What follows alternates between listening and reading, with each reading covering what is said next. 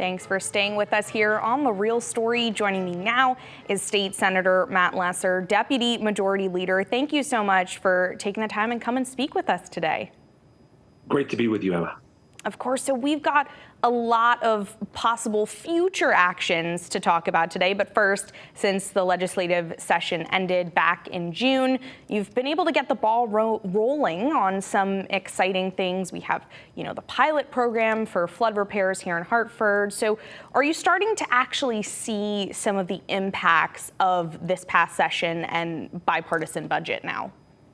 Absolutely. A lot of the laws took effect on July 1st. We're really working to get programs out that benefit people up and running. And I think you're going to see a lot of action very soon. Perfect. So I mentioned that flooding assistance. We know you're kind of our resident insurance expert here. It's not just Hartford. The whole state has seen flooding. So is there any concern, in your opinion, that FEMA could raise insurance rates since they've seen all of this flooding with their risk assessment after this past summer here in Connecticut?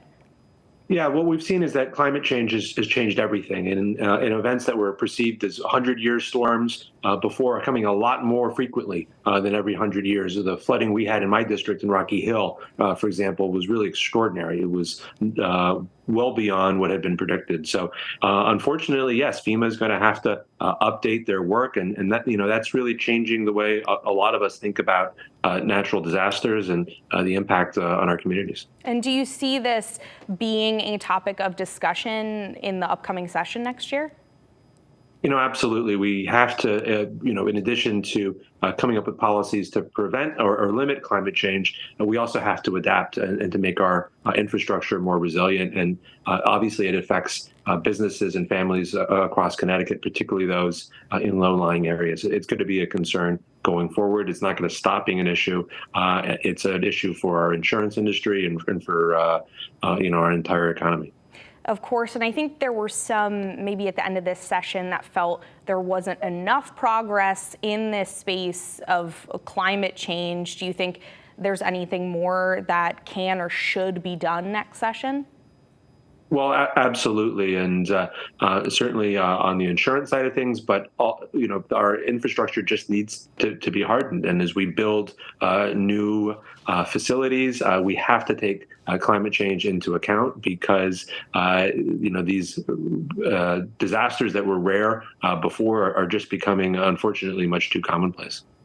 And we'll talk a little bit more about climate change and some electric vehicle issues in a little bit. But first, there are some big things going on in Connecticut agencies which don't necessarily require lawmaker approval, but they're not just done deals either. So let's start with health insurance rates. Insurers just proposed really hefty hikes here in Connecticut, about a more than 12% average increase for individual plans and almost 15% for small group plans. The legislature focused on healthcare accessibility and affordability this past session. So what's at stake here for your constituents?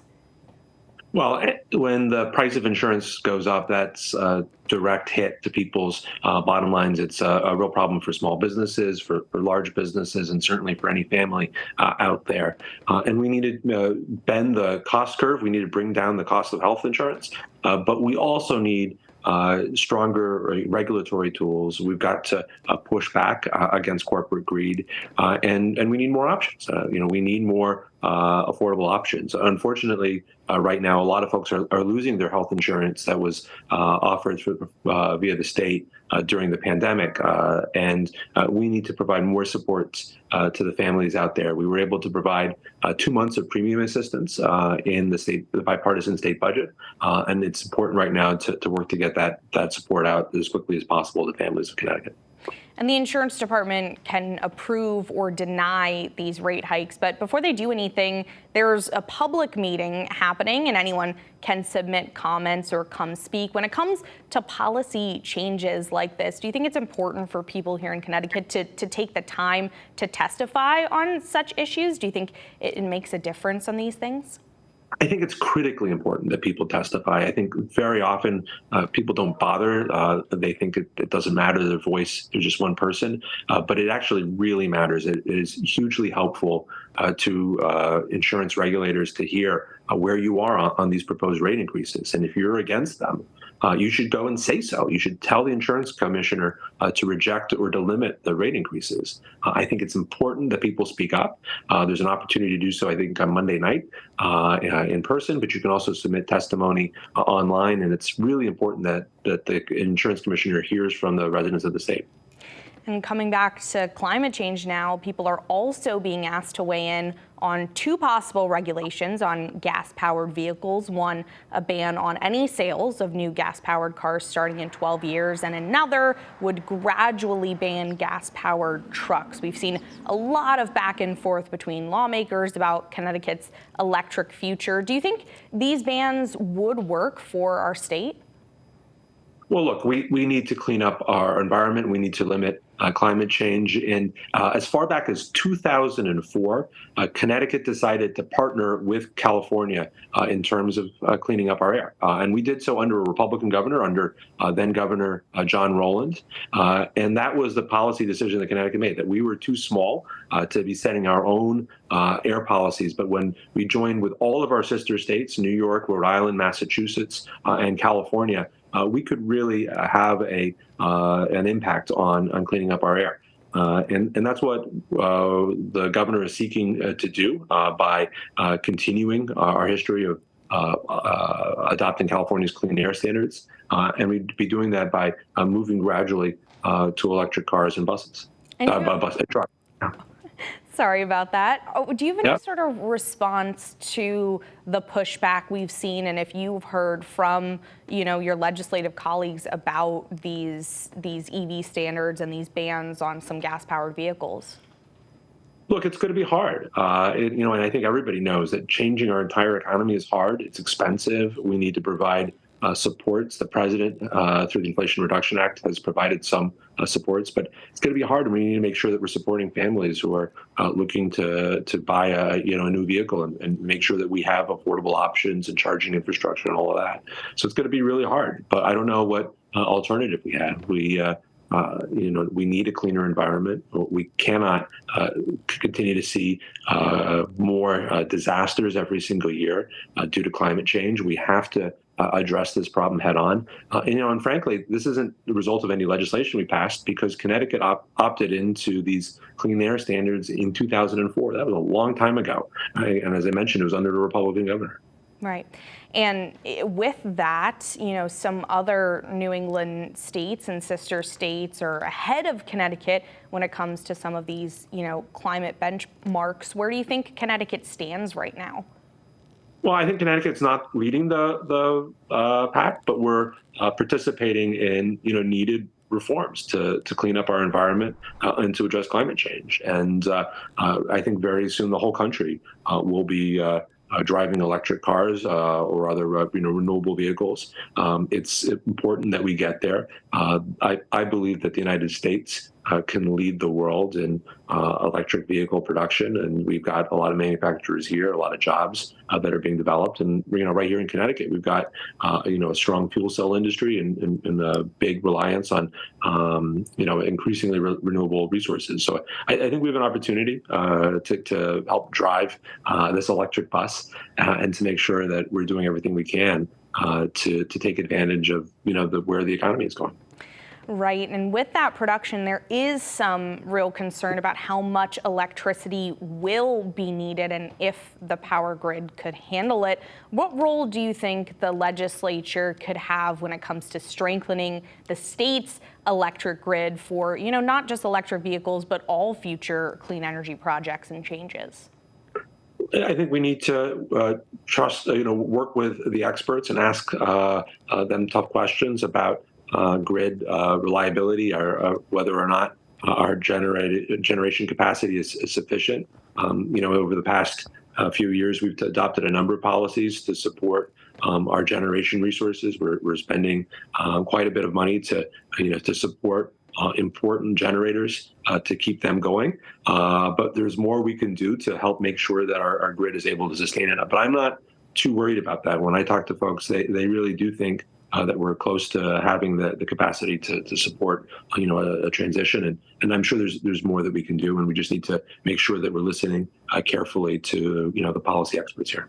And how much of that do you think is really, Connecticut's responsibility, and how much do you think needs to come from the federal end as well?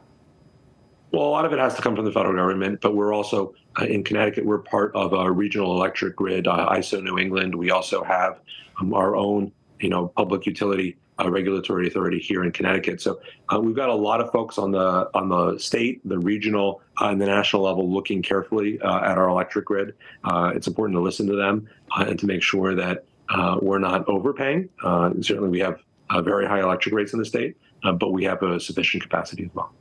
So, excuse me, again, with these potential bans as well as proposed health insurance rate hikes, as we talked about, all these things are really asking residents to send in their thoughts. Testimony is a big part of Connecticut politics. Nothing really passes without it. So do you have any sort of pitch to people? I know you were mentioning about the importance of testifying. What should people know, and why do you think it's so important? What would you tell them about taking their time to really testify and make their comments known on these issues?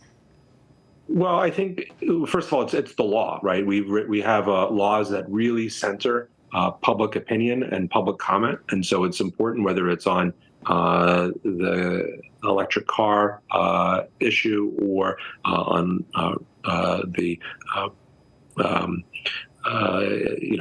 any of the other issues that are in front of us. It's really important that we hear from the public on insurance rates, because we really have a system that relies on public input. That's democracy, but it's also the way we've structured our laws here. So if you have an opinion, and whether you agree with me or not, please share it. And you can certainly contact your legislators as well, although these two issues are in front of regulators right now who are not elected officials. And last thing for you as a state lawmaker, talking about this importance, are there many times, or how many times for you has public testimony really helped shape, your opinions and your decisions in the state legislature?